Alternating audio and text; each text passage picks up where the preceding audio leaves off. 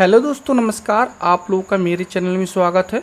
मुझे कमेंट आया था कि सर नॉमिनी को कैसे ऐड किया जाएगा अगर किसी बैंक में, किसी भी यूनियन बैंक हो चाहे किसी भी हो, किस तरीके से ऐड किया जाता है। तो यहाँ पे नॉमिनी की जो सुविधा बताई गई है, चलिए हम यूनियन बैंक के अकॉर्डिंग जो है यूनियन वाले पेज पे आया था तो हम आपको दिखा देते हैं। यहाँ पर आपको मिल जाता है नॉमिनी की सुविधा। नॉमिनी की सुविधा में यहाँ पर आप देख सकते हैं बैंक की जमा के लिए उपलब्ध नामांकन की जो सुविधा है यहाँ पर बताया गया है। जो बैंक में जो जमा राशि होती है वो नामांकन इसलिए किया जाता है जिससे कि नामांकित जो भी बैलेंस है वो नामांकन को रिटर्न कर दिया जाए। तो यहाँ पर इसलिए नॉमिनी की आवश्यकता होती है कि कभी भी अगर आपको कुछ हो जाता है भविष्य में तो जो भी आपका बैलेंस होता है नॉमिनी को ट्रांसफ़र कर दिया जाता है।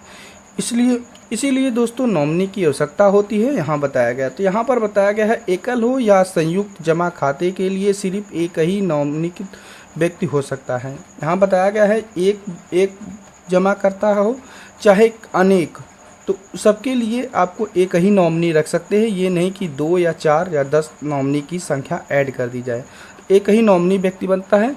और यहाँ पर बताया गया है निवासी अनिवासी भारतीय को नामांकित व्यक्ति के रूप में नामांकित कर सकते हैं।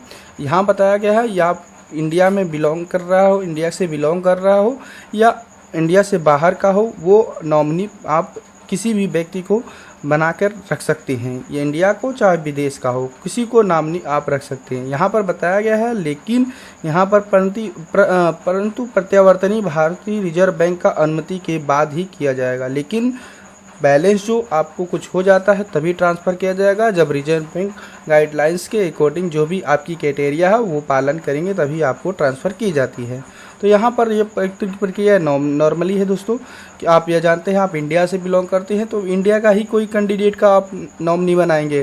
तो यहाँ पर आपको यहाँ देखने को मिल जाता है व्यक्ति जिस प्रकार कानूनी तौर पर आवास खाता संचालित करने का अधिकार है आवास की ओर से नामांकन फाइल कर सकता है। तो यहाँ पर बताया गया है कि आपको जो भी आज जिसमें नॉमिनी आप बनाए हैं वो दावा कर सकता है आपको बैलेंस लेने के लिए। यहाँ पर बताया गया है नामांकन 1985 के तहत आवेदक नामांकन कर सकता है। जो भी आपका बैलेंस है आपके अकाउंट में अगर आपको कुछ हो जाता है 1985 के तहत वो दावा कर सकता है। और जो भी क्राइटेरिया है आपको मृत्यु की या डेथ की वहाँ दे करके आपका बैलेंस आपका रिसीव कर सकता है, यहाँ बताया गया है। और यहाँ पर परिवर्तन की बात की जाती है। अगर आप के जो बैंक है उसमें अगर आप नॉमिनी ऐड नहीं किए हैं या आप पहले से नॉमिनी बना चुके हैं उसको चेंज करना चाहते हैं तो इसके लिए आपको बताया गया है आप जहाँ पर नज़दीकी जो आपका ब्रांच है उससे जाके विजिट करिएगा और वहाँ पर जाने के बाद आप अपनी प्रॉब्लम्स को बताइएगा। सर मेरे साथ जो है जो नॉमिनी बनाया था मैं उसको चेंज करना चाहता हूं, तो बहुत ही आसान तरीके से आपको चेंज का प्रावधान बता दिया जाता है। दोस्तों क्या होता है ऑनलाइन प्रक्रिया अभी इसमें कोई नहीं की गई है और केवल उन्हीं के लिए आप ऑनलाइन जोड़ सकते हैं। जब आप न्यू खाता अप्लाई करते हैं तभी आप नॉमिनी ऐड कर सकते हैं। अगर आप पहले से ऐड कर चुके हैं उसे हटवाना चाहते हैं तो आपको बैंक जाकर के विजिट करना होगा और वहीं से आप हटवा सकते हैं। और एक चीज़ और दोस्तों, कभी कभी होता है आपका पुराना खाता हो चुका है, आप पहले जब खाता खुलता था दोस्तों तो नॉमिनी का डिटेल्स नहीं मांगा जा रहा था, तो ऐसी स्थिति में तो नॉमिनी आपने नहीं दे रखा तो आपसे हम यही कहेंगे कि आप विजिट करके अपने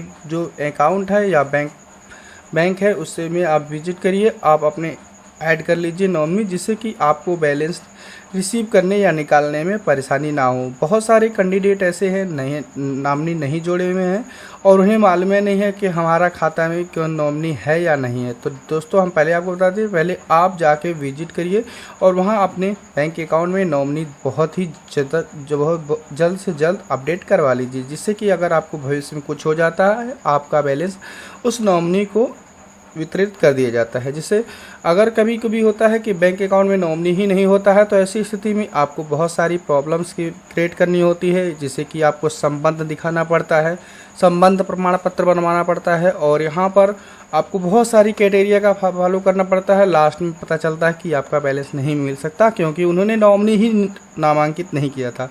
तो आप लोग को हम बता दें जो भी कैंडिडेट किसी भी बैंक में आपने खाता खोला है, नॉमिनी ऐड ज़रूर कर लीजिए, जिससे कि आपका बैलेंस आपको ट्रांसफ़र कर दी जाए।